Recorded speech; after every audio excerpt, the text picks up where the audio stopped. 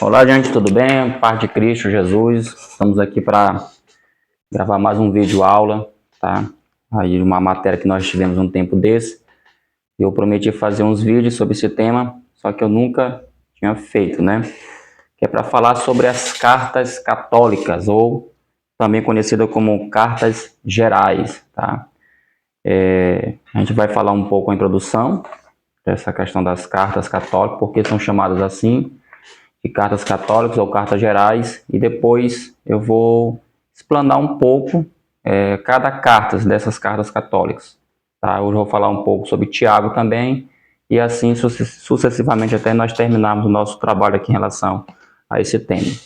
Para começo de história, a gente tem que entender melhor por que essas cartas são chamadas de cartas gerais, né? Ou cartas católicas. Na Bíblia, no caso aqui o Novo Testamento, você vai ter a divisão do Novo Testamento por literaturas, digamos assim, gêneros literários. Tá? Você tem aí, por exemplo, os evangelhos, né? Que é constituído por Mateus, Marcos, Lucas e João, sendo que esses evangelhos, nós vamos ter os evangelhos sinóticos ou sinópticos, é a mesma coisa, tá? Que significa que eles têm algo em comum, nem tão em comum assim, né? Porque quando você vai fazer as comparações, você pode concluir que algumas histórias elas contêm Mateus, e já em Marcos já não contém, ou às vezes uma história tem uma informação mais, um elemento mais em outro já tem menos, mas de qualquer forma os três, Mateus, Marcos e Lucas, eles se completam. Por isso que os estudiosos sempre aconselham a gente fazer as leituras dessa forma, quando a gente for pregar, ensinar alguma coisa. Em um dos evangelhos, a gente faça as devidas comparações. Já João, não. João, ele é, digamos, um evangelho também, claro, mas ele tem um objetivo diferente de Mateus, Marcos e Lucas. Todos os livros do Novo Testamento, na verdade, todo o livro da Bíblia, ele tem os seus objetivos, tem os seus propósitos, por isso é muito importante quando a gente vai pregar e ensinar, eu gosto sempre de bater nessa tecla, você tentar descobrir o propósito daquele livro. João, no caso, ele tem como objetivo principal defender e falar da divindade de Jesus, da pessoa divina de Jesus. Enquanto, como alguns dizem, né, Mateus, Marcos e Lucas é um evangelho mais horizontal, ou seja, que fala mais do ministério humano de Jesus, o apóstolo João ele vai tratar da questão da divindade de Jesus, ok? E aí vem as cartas paulinas, né? Vocês conhecem muito bem, Paulo escreveu aí essas cartas, mais da metade do Novo Testamento é escrito por Paulo, e por último fica aí as cartas católicas, né? Ou cartas gerais. Bem, para começo de história, eu sei que para o mundo protestante, para algumas pessoas, né? Não, quem estuda, quem milita na área teológica, sabe que isso é uma palavra comum, tá? É uma palavra comum, mas algumas pessoas estranham, quando a gente fala assim, cartas católicas, né? As pessoas costumam pensar, será que essas cartas é só da Igreja Católica? Não tem nada a ver, nada a ver. A palavra católica significa universal, por isso que em algumas Bíblias vai estar assim, cartas gerais, ou cartas católicas, ou cartas universais. Por que elas são assim chamadas? São chamadas porque essas cartas, denominadas universais, elas não foram escritas para uma comunidade específica. Por exemplo, você quando lê o apóstolo Paulo, e ele escreve as suas cartas, você percebe que ele direciona para as comunidades, tipo carta de Paulo aos Coríntios, carta de Paulo aos Efésios. Você observa que são cartas direcionadas, com exceção daquelas que são mais pessoais, como a Timóteo, a Tito. Você observa que são cartas mais pessoais. Nesse caso aqui, as cartas, né, essas cartas católicas, elas não têm uma comunidade específica, tá bom? E o nosso querido aqui, Oscar Kuma, essas informações você pode encontrar em Bíblia de Estudo, o que eu estou falando aqui tem muita coisa em Bíblia de Estudo, e também livros que falam sobre a introdução ao Novo Testamento. Eu vou me fazer de valer de alguns aqui, tá bom? Para poder a nossa aula ficar um pouquinho mais rica, tá bom? Aqui eu tenho o Oscar Kuma, ele é um teólogo do Novo Testamento, inclusive, se não me falha a memória, é um desses teólogos que trabalha a doutrina da salvação no desenvolvimento histórico da humanidade. Ele tem um método de de trabalhar essa temática. Mas eu não vou entrar nesse assunto, porque nossa matéria não é só teologia, tá bom? Mas ele escreveu esse livro, um livro da editora Sinodal e também da Faculdade Extra. Esse aqui eu tenho na maior 12ª edição revisada, já tem outros, com certeza já tem um outro lançamento, tá bom? É um livro fininho, mas, porém, quero dizer que ele é muito rico em informação em relação ao que eu estou falando aqui. Sobre as cartas católicas, ele diz o seguinte, que são 7 os escritos, reunidos sob o título A Carta de Tiago, porque é Tiago que vai trazer, digamos assim, puxando o carro, né, puxando o bonde em relação a essa temática de cartas católicas. A primeira e a segunda carta de Pedro, ele vai dizer o seguinte, quais são essas 7 cartas? As cartas que compõem, tá, as cartas católicas. É Tiago, aí vem primeira e segunda carta de Pedro, a primeira, a segunda e a terceira carta de João, e, por último, a carta de Judas. Aí talvez você deve estar se perguntando, você já leu em algum lugar, e Hebreus, onde é que entra Hebreus nessa história? Bem, para alguns, Hebreu não é considerado uma carta católica. Para outros, ela é considerada uma carta universal ou geral ou carta católica. Mas, para alguns estudiosos, Hebreu não entra nessa classificação. Aqui, no caso, o Oscar Kuma, pelo que eu observei, ele não cita o livro de Hebreus como uma carta geral. A gente pode depois fazer um vídeo só sobre o livro de Hebreus, tá bom? Não está aqui no nosso itinerário, mas a gente pode fazer um vídeo falando do livro de Hebreus, que é interessante, que é um livro também polêmico, é um livro que algumas pessoas datam ele, dão ele como autoria paulina, e há muita dificuldade em relação a esse assunto. Como também a gente vai ver daqui a pouco a questão de Tiago, também não é fácil. Ele fala que a denominação de cartas católicas não aparece senão pouco antes do século III. Então, você não vai encontrar essa expressão cartas católicas nos originais da Bíblia, no caso, no livro de Tiago, no livro de Judas, né? No livro de 1ª e 2ª Pedro, nem muito menos em 1ª, 2ª ou 3ª João. Você não vai encontrar esse nome. Você vai encontrar isso no século III, ou seja, século III aí vai ser já no ano 300, né? 200 e alguma coisa, assim, ao ano 300 depois de Cristo, ou seja, bastante tempo. Encontramos essa denominação aplicada a uma ou outra dessas 7 cartas em Origem. Origem foi um dos pais da igreja, quem estuda sabe, foi ele que trouxe essa denominação, ou seja, foi ele que trouxe esse conceito, essa ideia de cartas gerais. E também o seu discípulo Dionísio. Por fim, ela designa todo um grupo e impõe-se definitivamente no século IV, olha, com o historiador da igreja Eusébio de Cesareia e com Jerônimo, o tradutor da Bíblia para o latim. Ele fala que o significado original desse nome não nos é mais conhecido. Geralmente se admite que ele expressa a definição universal dessas cartas. Católica remete à palavra grega católicos, que quer dizer universal, como eu já falei no início. De fato, essa explicação deve valer para a carta de Tiago. Tá? Então, meus queridos, essa é a ideia da questão das cartas católicas, ou seja, são cartas que não foram direcionadas a uma comunidade específica, foram direcionadas a todos os cristãos, tá bom? Dito isso, essa pequena introdução, tá? Vamos falar um pouco sobre Tiago, tá? Carta de Tiago, tá bom? Uma carta que, por muito pouco, ela não entra no cano. O cano, gente, a gente precisa dizer um pouco rapidamente o que é o cano.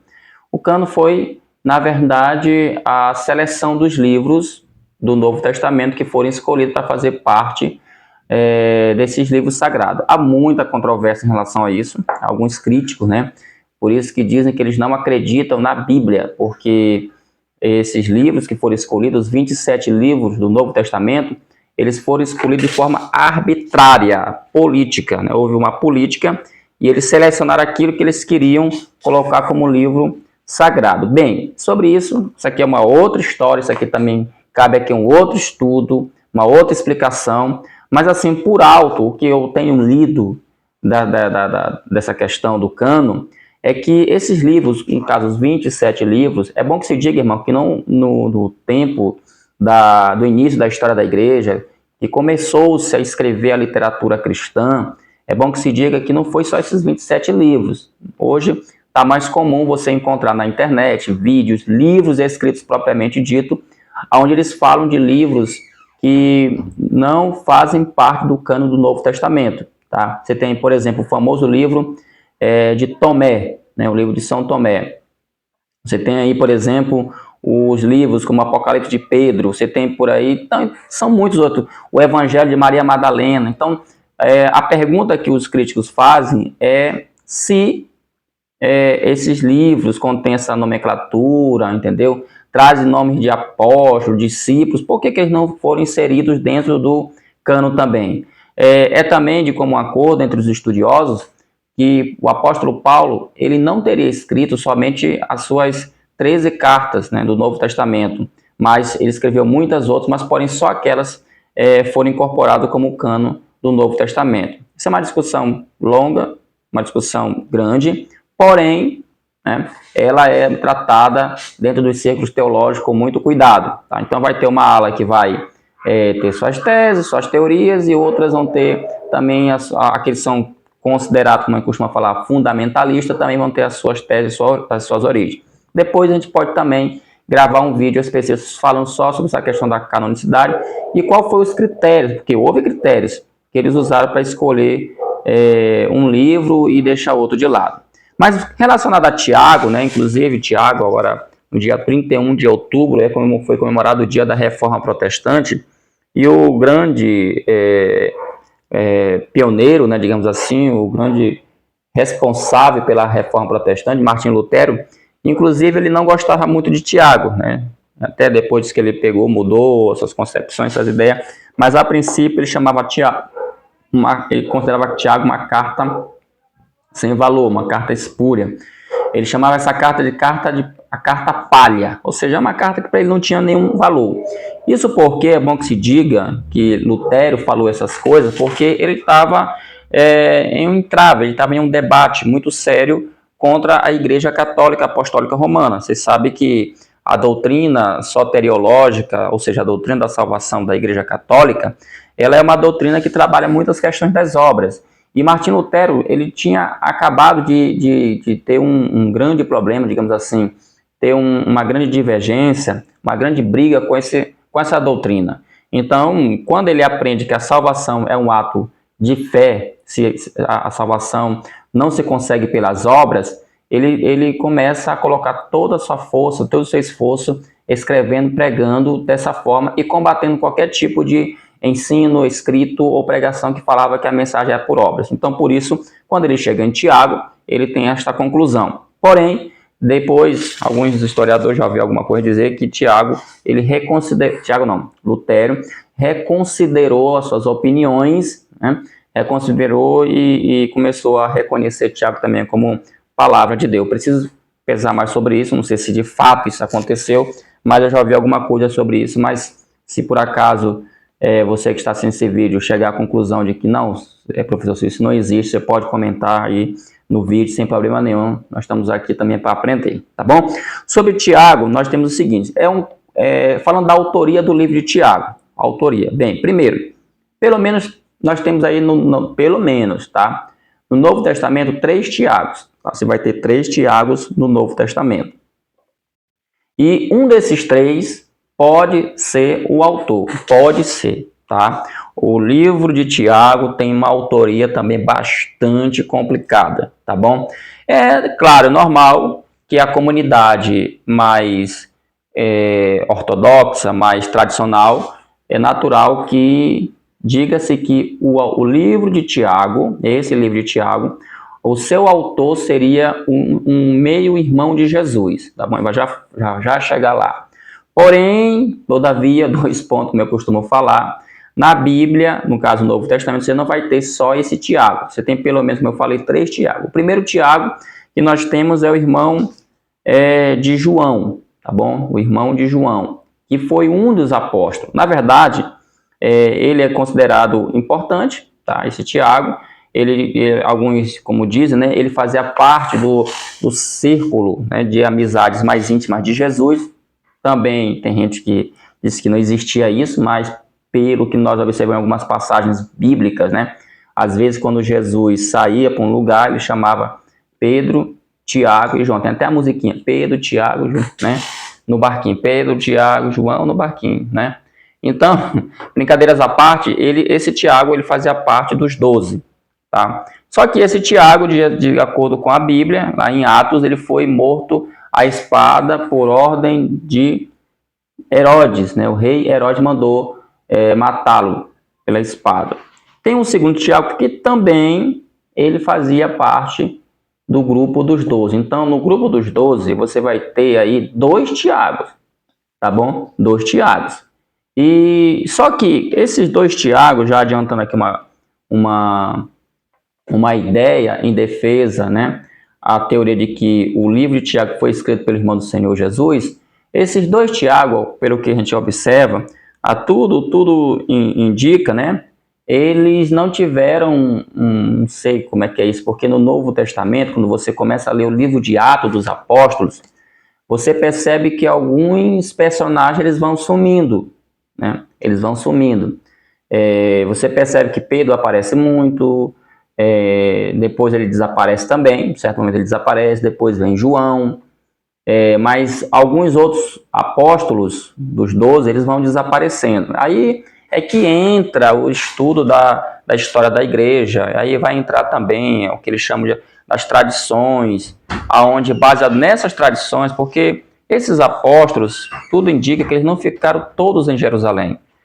Pelo que se sabe, eles saíram para outras localidades, para falar, para evangelizar, para pregar a palavra de Deus. Então, à medida que eles foram saindo, eles foram morrendo, eles foram, enfim, a vida deles foi se acabando e o trabalho deles ficou escrito, como se crê, né, que alguns deles escreveram alguma coisa, ou então aquilo que eles ensinaram, eles formaram discípulos, isso foi passado, foi sendo passado. Então esses 2 Tiago a gente não sabe exatamente, com exceção do lado do irmão de João, que foi morto à espada, o outro não se sabe bem, a não ser pela tradição da igreja, o seu fim, o que se deu com relação a Tiago. Logo, só vai sobrar o outro Tiago, que é o meio irmão de Jesus. Só que antes de eu entrar nessa conversa, a igreja, a Bíblia, né, a Bíblia de Jerusalém, se você pegar sempre entre um livro, antes de começar um livro, ela faz uma pequena introdução, ela dá um estudo.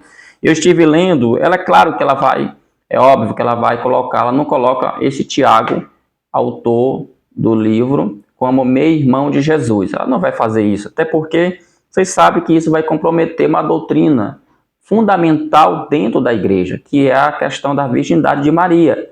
Todos sabem que a igreja católica, ela defende que Maria, após Cristo Jesus nascer, ela não teve mais nenhum tipo de relação com José. Então ela continuou viva, ela foi assunto ao céu virgem, tá bom? Então eles vão defender isso aí com unhas e dentes. Então não é muito interessante, tá? Não seria muito interessante a gente, na verdade eles não seria muito interessante eles cravar, né, que Tiago tenha sido meu irmão de Jesus, porque isso vai de encontro à doutrina. E aqui eu quero chamar a tua atenção. É por isso que é muito importante no estudo bíblico, no estudo da palavra de Deus, a gente ser fiel à Bíblia, tá? A gente tem que ser fiel à Bíblia, porque se a gente ficar colocando dentro da Bíblia os nossos pressupostos, por exemplo, nossa formação histórica, nossa formação filosófica, ou até mesmo, né, a nossa formação teológica dentro da Bíblia, nós vamos acabar quebrando o significado do texto. Não estou dizendo aqui com isso que a gente não deve estudar. Claro, todo estudo ele é importante, principalmente o teólogo. Quanto mais informação ele tiver para tentar compreender melhor o texto, isso é bom. Por exemplo, o cara que é teólogo, tudo isso deve ser usado para ele tentar compreender melhor o texto. Assim como o filósofo, o historiador, o arqueólogo, né? Até mesmo algumas outras matérias servem, de alguma forma, servem para que você possa entender. Tentar entender, eu digo que essa formação que nós temos, elas são ferramentas que Deus nos dá para a gente cavar o texto.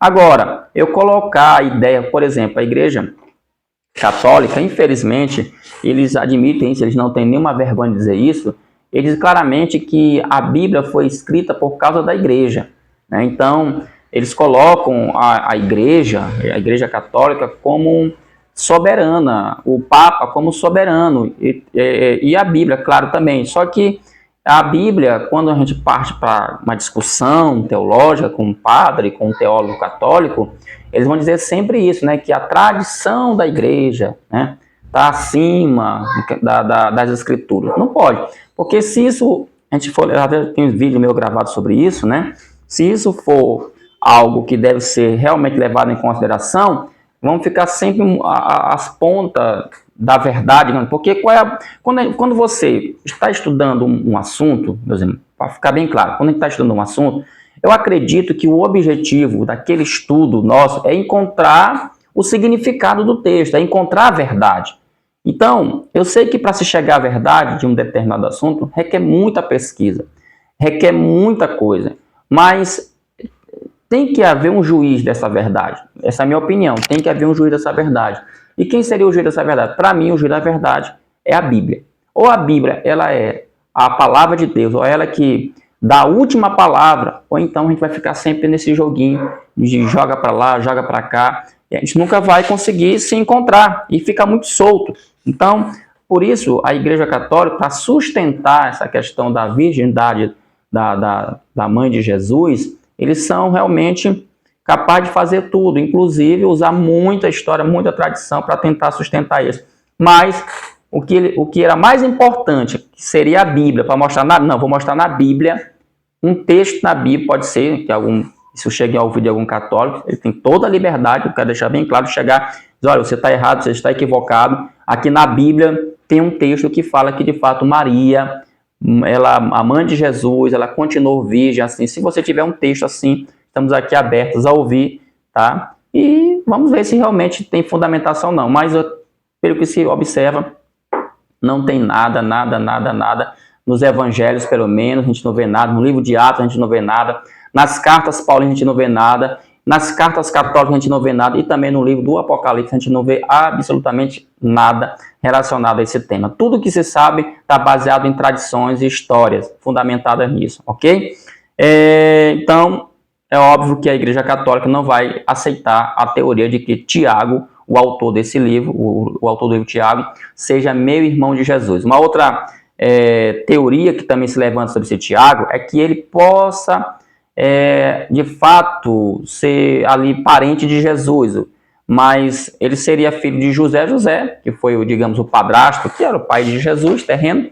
Ele teria tido um outro casamento, antes de casar com Maria, ele já tinha se casado, e dizem que ele teve filhos nesse casamento. Então, esse Tiago pode ser um fruto desse relacionamento, que também é outra hipótese, tá? É outra ideia que não tem também na Bíblia falando nada sobre isso. É bom até se ressaltar, tem muita coisa que a gente não sabe, a gente olhar só para o texto bíblico, tá? E essa questão do primeiro casamento de José, de fato, não está na Bíblia Sagrada. Só que existem, né, autores, claro, a minha função aqui é trazer a teologia para pessoas mais, digamos, ortodoxas, vou colocar essa palavra, ou seja, pessoas que creem na palavra de Deus, como palavra de Deus, tá? E aí você vai ter, sim, autores que vão te ajudar a compreender isso. Eu tenho aqui, por exemplo, Introdução ao Novo Testamento, do Luiz Berkhoff. É aquilo que eu sempre digo, gente. O Luiz Berkhoff é um teólogo muito bom, né? Ele, inclusive, é um calvinista, mas eu sempre digo para meus amigos, gente, os calvinistas, com exceção de algumas doutrinas que a gente discute, a gente diverge, mas isso não quer dizer que eles não sejam bons, eles têm muita coisa boa, muita coisa boa. E esse livro, que inclusive foi escrito pela CPAD, né?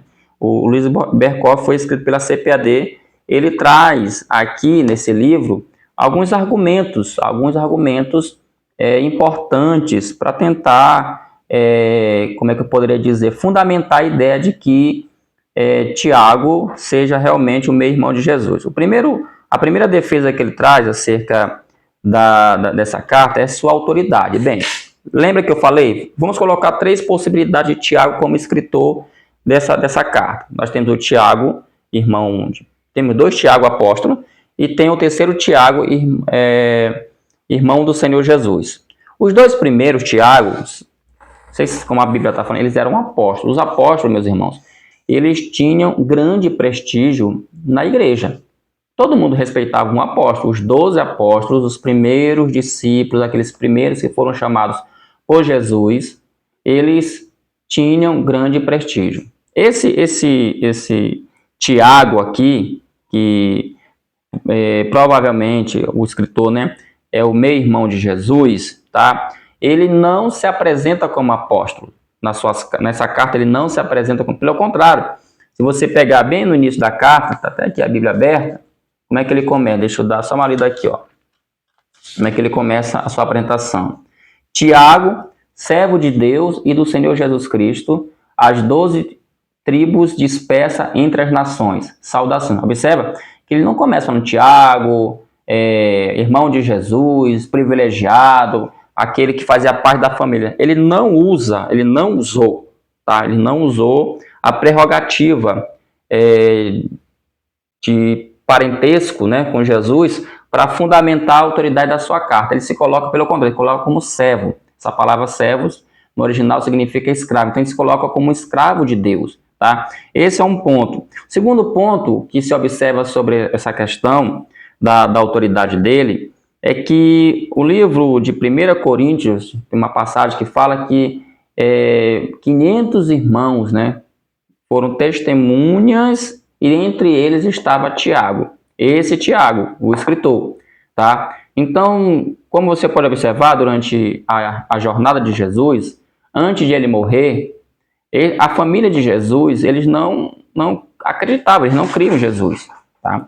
Eles procuravam Jesus para conversar, tentavam, não sei se nessa conversa eles queriam impedir o ministério de Jesus, porque como a fama de Jesus estava crescendo, como a fama de Jesus era, na verdade, muito grande e causava divisão de pensamento, né? Porque tinha gente que gostava muito de Jesus, mas também tinha pessoas que não gostavam de Jesus, e isso, de uma certa forma, causava um mal-estar. Então, sempre a família estava procurando ele, mas Jesus dizia que a sua família, na verdade, a sua verdadeira família, na verdade, são aqueles que fazem a vontade do seu Pai. Mas depois da ressurreição, depois da morte e ressurreição, Tiago estava entre essas 500 testemunhas, meus irmãos. E aí, muito provavelmente, foi aí que ele se converteu, né? E se deu conta de que, de fato, aquilo que Jesus pregava, tudo aquilo que Jesus disse, de fato, era real, era verdadeiro. Tá bom? Então, como é que ele vai ganhar essa autoridade? Então, ele fica em Jerusalém, tudo esse aconteceu em Jerusalém, e o texto fala que ele é uma pessoa que se torna um dos líderes grandes, né? Você vê Atos 12:7, onde ele aparece como uma das autoridades ali em Jerusalém. Gálatas, inclusive o próprio Paulo fala em Gálatas capítulo 1, 18, 19, que uma das pessoas que ele procurou foi esse Tiago, porque era uma das autoridades. E temos o grande concílio de Jerusalém, onde ele está presidindo, né, ali o grande concílio de Jerusalém. Ou seja, é um Tiago realmente que não sabemos como ele chega neste poder, sendo ali uma pessoa de grande importância, mas se torna uma grande liderança dentro da igreja em Jerusalém, tá bom? Uma grande liderança. Inclusive, em Gálatas 2:9, ele vai, inclusive, dar a bênção ao apóstolo Paulo. Ele vai, tipo assim, autorizar Paulo, dando ali força a ele para que ele possa ser um pregador do evangelho. Então, o Berkhof, uma das teorias, um dos argumentos que ele vai usar para falar sobre a autoria de Tiago como sendo meio-irmão de Jesus é a sua autoridade ali dentro da igreja. A segunda são a comparação da carta, ou seja, os estudiosos, o Berkhof vai mostrar que eles pegam toda a fala de Tiago no capítulo 15 de Atos, capítulo 15, do versículo 23 ao 29, vai pegar ali a fala, onde Tiago está ali falando no conselho, depois que eles debatem muito tema, etc. tal, e vai comparar com a carta. E aí eu coloquei aqui, pelo menos, duas coisas que me chamam a atenção. Primeiro, ele vai dizer que tem palavras que só aparecem no livro de Tiago, aí você vai começar a entender por que os estudiosos não creem que esse Tiago de Jerusalém é o mesmo Tiago que escreveu a carta. Por exemplo, termos, porque todo escritor, as pessoas que estudam um determinado autor, um determinado escritor da Bíblia, uma das coisas que eles analisam são as palavras. Por que que o pessoal, muitos não vão bater o martelo dizendo que Hebreus é escrito por Paulo? Porque eles comparam os termos, eles comparam as ideias, eles comparam, por exemplo, eles fazem uma leitura em Paulo, nas suas cartas, aí eles fazem uma leitura no livro de Hebreus. E a conclusão que os estudiosos, quando eu falo estudiosos, irmãos, são pessoas peritas, tá? É gente que realmente ele fez um mestrado, ele fez um doutorado, ele fez um curso específico para tentar entender aquela situação. Então, quando isso é comparado, esses grandes homens, esses grandes estudiosos, eles chegam à conclusão de que as ideias contidas nas cartas paulinas e as ideias contidas no livro de Hebreus, elas são diferentes. Palavras são diferentes. É o que eles é a marca do autor. Então, dessa mesma forma, o que é que eles fizeram aqui? Pegaram, né, o livro de Tiago, todo o seu livro, e compararam com a sua fala em Atos, capítulo 15, do versículo 23 até o versículo 29. E a conclusão que eles chegam é que alguns termos usados em Tiago só tem em Tiago, com exceção, claro, abrindo aqui um parêntese, com exceção da sua fala em Atos. Então, o mesmo Tiago, segundo a conclusão que o Berkoff vai levantar, e eu acho isso muito importante, tá bom? Pode ser que alguém discorde, tudo bem, mas eu acho isso muito importante. Segundo a conclusão do Luiz Berkoff, é de que esse Tiago, que presidiu o concílio de Jerusalém, é o mesmo Tiago que escreveu a sua epístola, a sua carta. Por exemplo, ele usa a palavra saudação. Se você pega, é porque muitos aqui não vão entender o grego. Mas se você tivesse em casa um interlinear bíblico, tá? No caso português e grego e português, se pegar essa palavra saudação e fosse para o grego, comparando essa palavra do Atos 15, 23 com Atos 1, você vai concluir que a grafia, a palavra é a mesma. Ou seja, só quem usa essa terminologia aqui, no caso, seria Tiago. Outro termo também que ele vai usar também é o termo afetuoso, né? Afetuoso também são termos que você vai encontrar tanto na epístola de Tiago, como também no seu discurso do Concílio de Jerusalém. E vai haver, claro, outros termos. Estou colocando isso aqui só para vocês terem uma ideia, porque alguém pode perguntar, Silvio, como é que esse pessoal conseguiu chegar na ideia desse Tiago, sendo o Tiago de Atos, esse Tiago do Concílio é o mesmo Tiago que escreveu a epístola? Irmãos, é baseado mais ou menos nisso. Isso aqui é uma das pontes que eles fazem. A leitura do texto aqui de Atos, a leitura de Tiago, e a comparação dos termos, a comparação das palavras que são bastante importantes, tá bom, para eles, tá bom? Então, meus irmãos, vai haver outras ideias que nós precisamos levar em consideração para que eles possam, desculpa aí, porque tem um cachorro aqui que tá enchendo o saco, né? Para que eles possam concluir. Esse é o rapazinho que tá tentando aqui, ó, galera. Ó, esse aqui é o Max, entendeu? Isso aqui é animadinho demais. Aí é tentadinho demais. Vai pra lá, Max. Vai pra lá. Então, meus irmãos, baseado nisso, aqui onde eu perco meu raciocínio, é que eles fazem essas devidas, como é que eu poderia dizer? Devidas comparações. Aí vem a questão aqui sobre Jesus e os irmãos, né? Será que de fato era irmão de Jesus? Eram só primos? Porque, como eu falei no início, eu estou já encerrando o texto, tá bom? Aí fica a pergunta, mas Tiago, será que ele era meio irmão de Jesus? Não era só primo, né? Porque aí vai, para mexer nisso, como eu falei, vai mexer em outras doutrinas, como a questão da Virgem, né? Na questão da Maria, de ser imaculada, etc. tal. Os católicos, eles vão advogar, eles vão dizer o seguinte, que essa palavra irmão na Bíblia, ela também pode ser entendida como primo. Eles vão usar, claro, né? A ideia, porque eles vão usar principalmente o Antigo Testamento para falar isso, porque no hebraico, de fato, essa palavra, ela tem a ver, entendeu? Elas têm semelhanças. E é aquilo que eu já falei, gente, uma palavra, seja ela no hebraico, seja ela no grego, essa palavra, ela vai ter mais de um significado.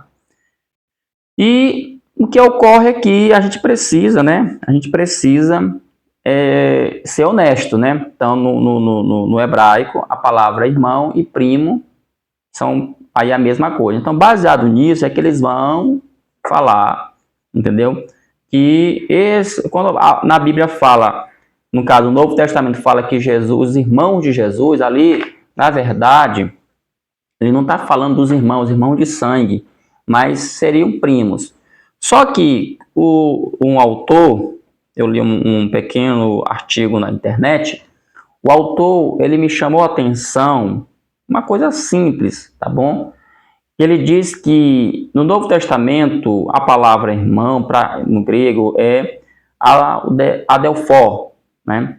A palavra adelphos, a palavra grega, significa irmão, enquanto a palavra anepsios significa primo, ou seja, no Novo Testamento, a palavra irmão ela tem um termo, e a palavra primo teria o quê? Outro termo. Logo são diferenciados, tá bom? Logo são muito diferenciados. Então, me parece que não é a ideia, por exemplo, dos autores falar que os irmãos de Jesus são primo, mas a ideia realmente é falar sobre Jesus tendo irmãos, literalmente, tá? E outra coisa em relação a isso também, que fique bem claro, é que essa história de dizer que Maria, né, não teve nenhum tipo de contato íntimo com José é um pouco complicado, né? Aqui na Bíblia tem um texto aqui que fala assim, ó, deixa eu só ler aqui para vocês verem aqui.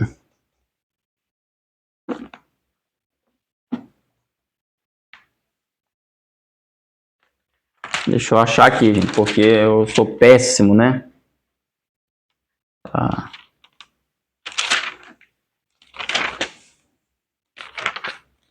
Eita, meu Deus do céu.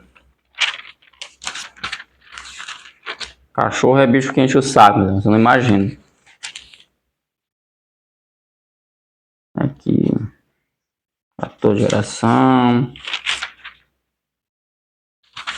Rapaz, fugiu o texto aqui. Cadê, rapaz? Visita dos magos. Tá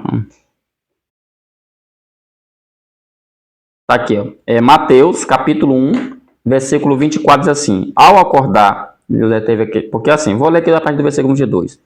Tudo isso aconteceu para que se cumprisse o que o Senhor disse pelo profeta: A virgem ficará grávida e dará à luz um filho, e o chamarão Emanuel, que significa Deus conosco. Ao acordar, José fez o que o anjo do Senhor lhe tinha ordenado e recebeu Maria como sua esposa. Mas não teve relações com ela. O versículo 25 é importante, ó. Mas não teve relações com ela enquanto ela não deu à luz a um filho. Enquanto ela não deu à luz a um filho. Ou seja, ele esperou. E ele lhe pôs o nome de Jesus. Aqui não tem nada proibitivo. Não tem nenhuma determinação de que José, como esposo, como marido de Maria, ele não poderia ter relações com ela. Não tem nada disso aqui. Apenas o texto está falando, versículo 25. Mas não teve relações. Ou seja, ele se segurou. Está muito claro. Ou seja, ele se guardou, ele esperou, entendeu? Acontecer todo o processo para que assim ele pudesse agir como um marido e uma esposa normal age. Então, sinceramente, essa tese, essa teoria de que Maria era virgem e tal, realmente, base bíblica a gente não vai encontrar. Pode ser que nas tradições, pode ser que naquilo que se prega, que se escreve, tem onde se dita muita coisa, mas base bíblica mesmo não vai ter. Então, por essas e por outras, aqui a teoria de que esse Tiago aí realmente é o meio-irmão de Jesus, ela acaba se tornando fortíssima no meio teológico. Para encerrar, nós temos a questão do propósito da carta, ou seja, o que levou Tiago a escrever esta carta, tá? Porque independentemente de quem seja o Tiago, eu sei que realmente é um assunto que não está acabado, essa história não está acabada, mas o que levou Tiago a escrever esta carta? Primeiro, para quem foi que ele escreveu? Logo no versículo ele fala, Tiago, servo de Deus, como eu já li, e do Senhor Jesus Cristo, as 12 tribos dispersas entre as nações, saudações. Então, ele está escrevendo aqui a judeus que haviam se convertidos e se dispersaram, moravam naquela região da Palestina e se dispersaram pelo mundo, e essas pessoas estavam precisando de uma palavra, né? Uma palavra de exortação, uma palavra de consolo, uma palavra de fortalecimento espiritual, tá bom?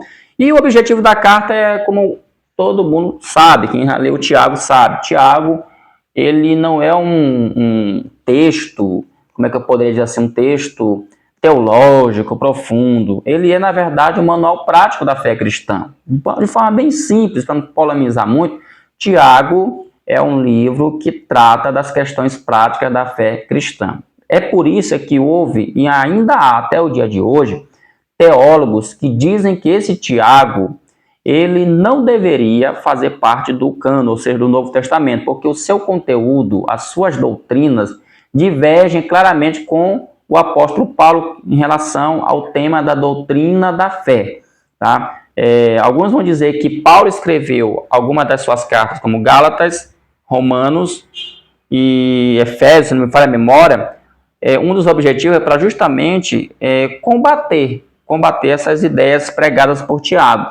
E outros dizem que Tiago, ele escreveu essa carta bem antes dos escritos paulinos, por isso é que ela tem uma cristologia tardia, ou seja, uma cristologia ainda não tão, como é que eu poderia dizer, bem elaborada, né? Ou seja, ele tem uma ideia de cristologia, porém ainda é uma cristologia muito baseada nas obras. Mas muitos vão dizer que não é bem assim, entendem que, na verdade, o Tiago, ele tem como objetivo mostrar que não adianta você dizer que é um homem da fé, que é uma pessoa da fé, e ser uma pessoa que, na verdade, quando se parte para a prática, não tem obra, não tem nada. E se a gente for pensar bem, meus irmãos, analisar aqui, tirando um pouco aqui a questão do Tiago e as suas palavras, é isso mesmo. Imagina só, você é uma pessoa que fala tanto de amor. Se a gente prega sobre o amor, né?